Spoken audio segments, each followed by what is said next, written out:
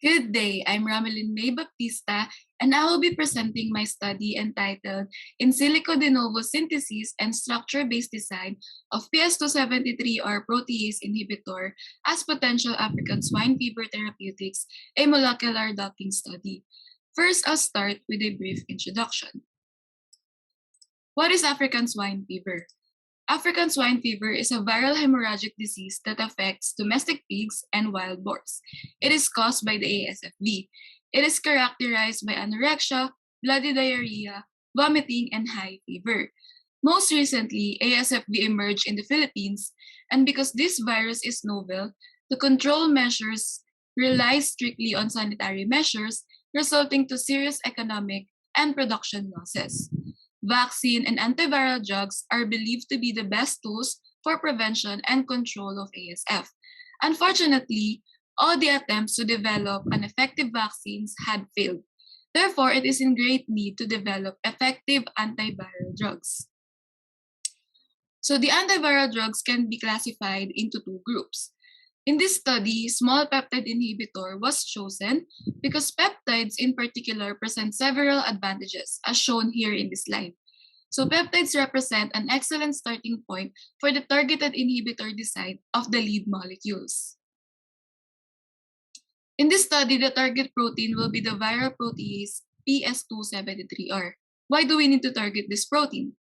This is because the gene expression of ASFB was discovered to be similar with other large DNA viruses, such that it encodes two large polyproteins precursor, PP220 and PP62, which are proteolytically cleaved by their own viral protease to generate the structural proteins required for virus assembly, morphogenesis, and infectivity. Therefore, the PS273R protease is believed to be an attractive target. So shown here is the structure of the protease, and the box part is the active site of the protease. So the general objective of the study is to develop a de novo drug design that can be utilized to treat ASF primarily by inhibiting the enzymatic activity of PS273R using a peptide inhibitor. To demonstrate, shown here is the structure of the protein. If a natural ligand binds to the protein, they will be proteolytically cleaved to generate the mature proteins required for replication and morphogenesis. However, if a peptide inhibitor binds to the receptor protein instead of the natural ligands, the proteolytic processing of the PS273R will be blocked, ultimately inhibiting the ability of the ASF genome to produce infectious virus particles. So here is the overview of my study. First, the protein preparation will be done using thymol. The PDB file of the protein and the binding site coordinates will serve as input in the de novo synthesis using ELID. From the generated peptide inhibitors, only the top 5 molecules will be selected and visualized. The visualization of the protein peptide complexes will be done using thymol and lig plot. Take note that the crystallographic structure of PS273R in RCSB is not bound to its natural ligand. Hence, there is no control molecule provided. To overcome that, the molecular structure of polyproteins were predicted using AlphaFold. So the 6 control molecules and the 10 lead molecules will be subjected to molecular docking using HPEP-dock. Only the control and lead molecules with the highest docking scores will be further analyzed using MD simulations, amyloidogenicity, and antigenicity. So moving on, the results of the automated de novo drug design of ligands are found in Table 1. As shown in the table, the docking scores provided are negatives, indicating favorable binding. Take note that the more negative the score, the better. Therefore, only the top 5 molecules generated with a more negative docking scores were considered for further analysis. As you can see, generation 20 showed the most negative plant scores of negative 100.25, indicating that this lead candidate has the best docking conformation with PS273R protease. The second highest ranking molecule is G18 with negative 100.16 docking score. The third highest ranking molecule is G17, the fourth is G14, and the last is G16. So next, the sequence of polyproteins acquired from the UniProt database were subjected to structure prediction using AlphaFold. Figure 6 to 8 shows the predicted structures of polyproteins, and the AlphaFold results are summarized in Table 2. So each predicted model was ranked based on their PLDDT. The highest accuracy cutoff is PLDDT greater than 90 and 70. Using this criterion, models 1 of PP62 and PP220 showed the highest score of 81.26 and 70 respectively, indicating that these models have the most accurate structure prediction. So shown in this figure are the sequences of the cleavage sites of the polyproteins. So notice that the protease identifies the second gly residue as a common recognition signal for cleavage. This serves as the guide in the extraction of cleavage sites.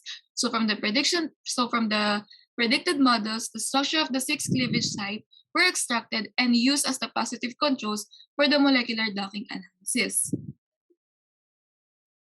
So next, in this study, the visualization was done using PyMol and LigPlot to know which residues of the peptide molecule interacts with the binding site residues of the receptor protein. So figures 9 and 10 summarizes the visualization done for G20. As shown in figure 10, 5 polar contacts represented by this yellow dashed line exist between the interacting residues of PS273R and G20. The interacting residues were also summarized in Table 4. So the 2D diagram from LigPlot also shows the residues involved in the hydrophobic interactions. So similarly, in the DAC complex of G18 molecule, 5 polar contacts were observed.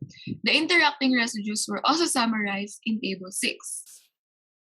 So the rank 3 to 5 ligand molecules exhibit similar hydrogen bonding and hydrophobic interactions as that of the rank 1 and rank 2 molecules. So overall, the key residues observed are the hydrogen bonding interactions of proline 193, asparagine 187, threonine 159, and glycine 166. So next, the peptide screening technique using SAT-PDB database was done because the de novo synthesis of peptide is very difficult. However, it showed that not one therapeutic peptide has similar structural fragments as that of the de novo peptide.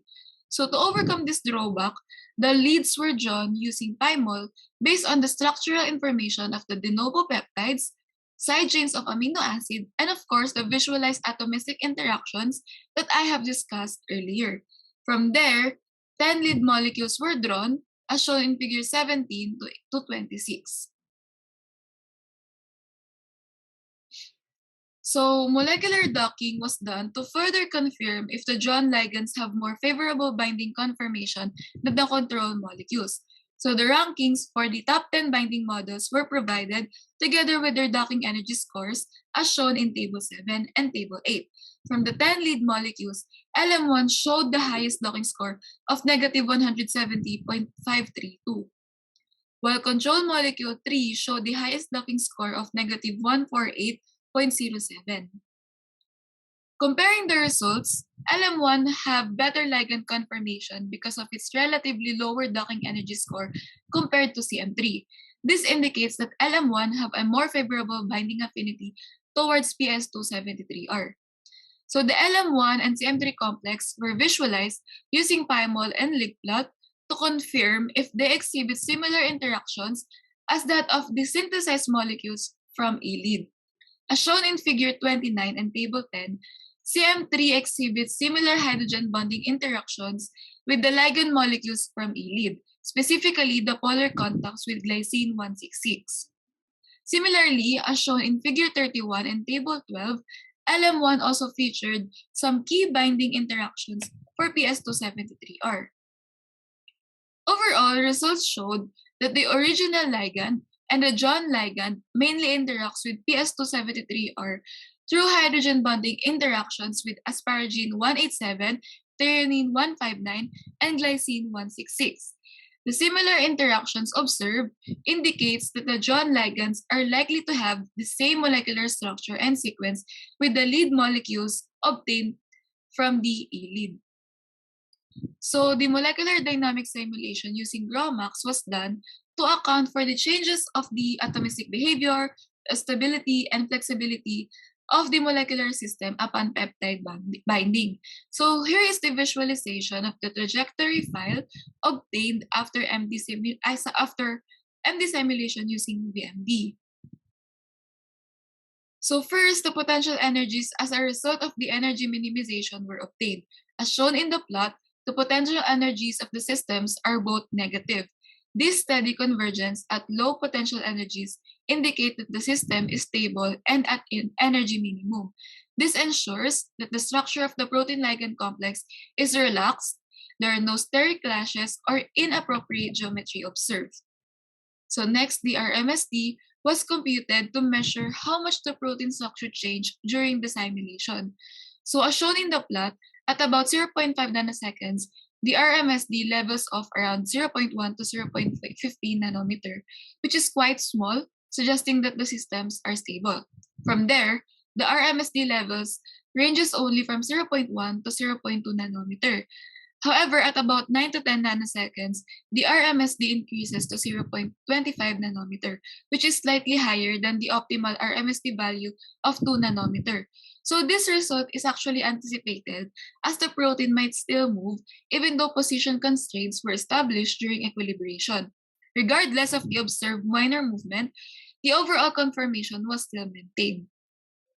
The RMSD of both equilibrated systems with respect to the crystal structure were also computed. You can see that they are not exactly matched and there are subtle differences. Again, this is to be expected since both systems undergone energy minimization and because the position restraints are not completely perfect.